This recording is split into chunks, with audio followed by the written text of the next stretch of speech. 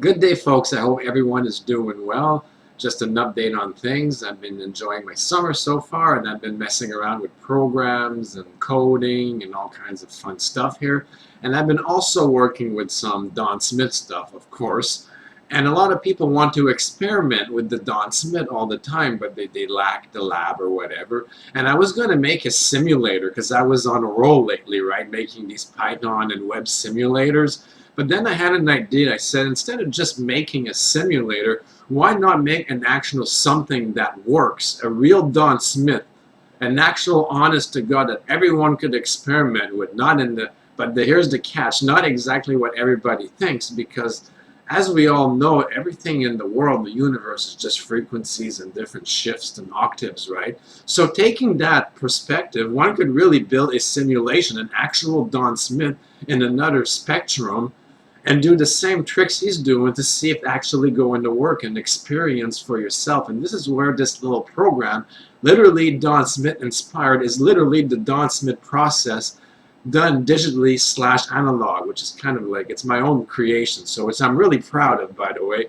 It's basically a whole brand new codex, which basically beats, as far as sound quality, anything I would say within the equal compression rate.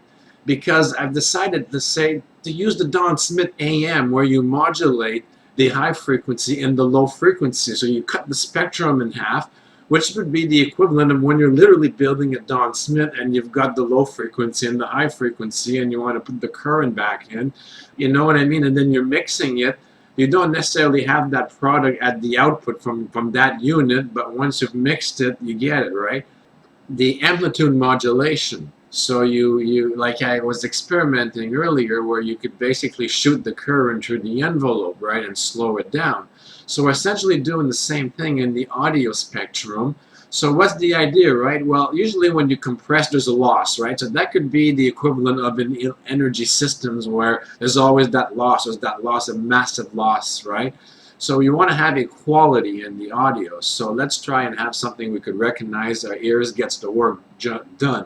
It might not be lossless, but as long as it gets the job done. The same thing with the Don Smith stuff. You get something close enough to 60 hertz that the system will work just fine with a little bit of tuning and filtering and whatnot.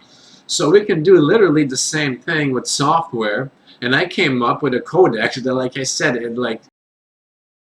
because it uses the Don Smith, and anyone can experiment with this, and I'll have the link. You can literally load any audio. I would start with something small, 30 seconds or so. But as you see here, it's very clever. It shows you here in my demo, I have almost a 1 meg file. You see it there. I'm highlighting it. Hold on, I'm just going to make sure I've got everything brought up here for you.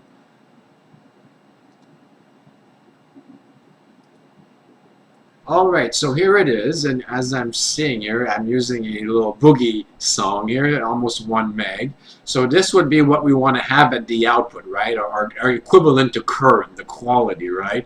But we need to compress that down, because we only have, let's say, K bits, right? Our little input low trigger right over here. See that? So we're going to encode that, so which is going to be the equivalent of driving our Don Smith.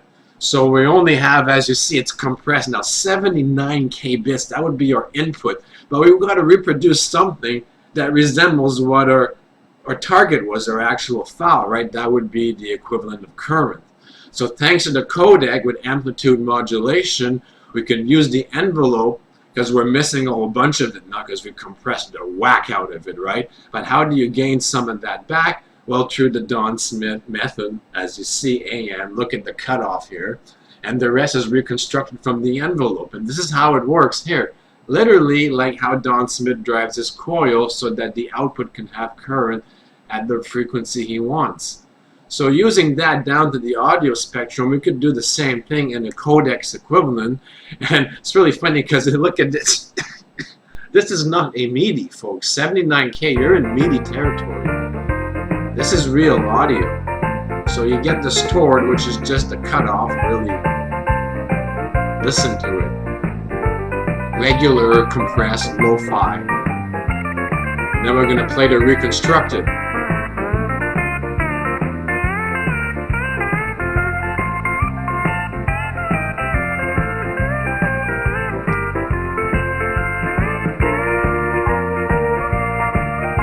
This is the low Phi.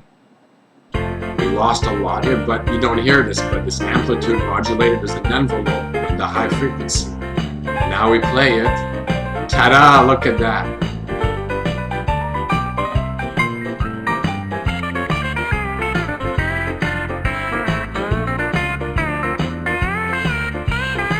No, it's not perfect, but we restore a big part of it as far as the ear is concerned.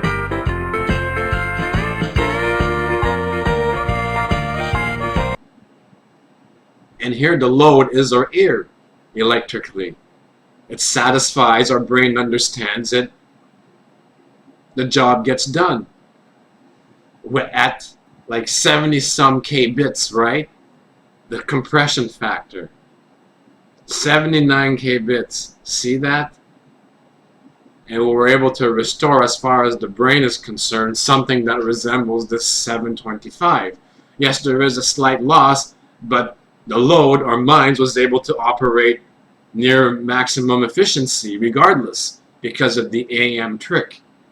So shift that up to electrical systems and you've got the same idea in efficiency, which might help explain to people how this actually works with the Don Smith stuff. So here it is. You could experiment with it. There's the link. Have fun. And this might actually piss off a few audio engineers because we're getting into the equivalent of what would be over Unity territory, but in codecs now.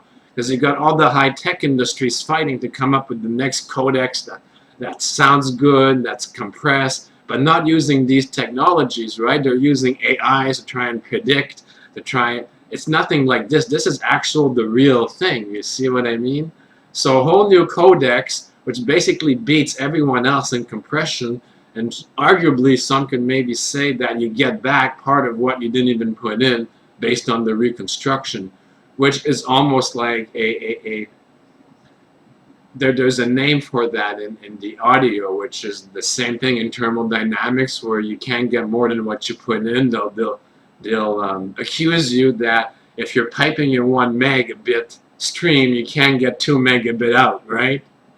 So, but you know, fun fact, I don't want to start an argument here, but enjoy the codecs for yourself and make that determination for you.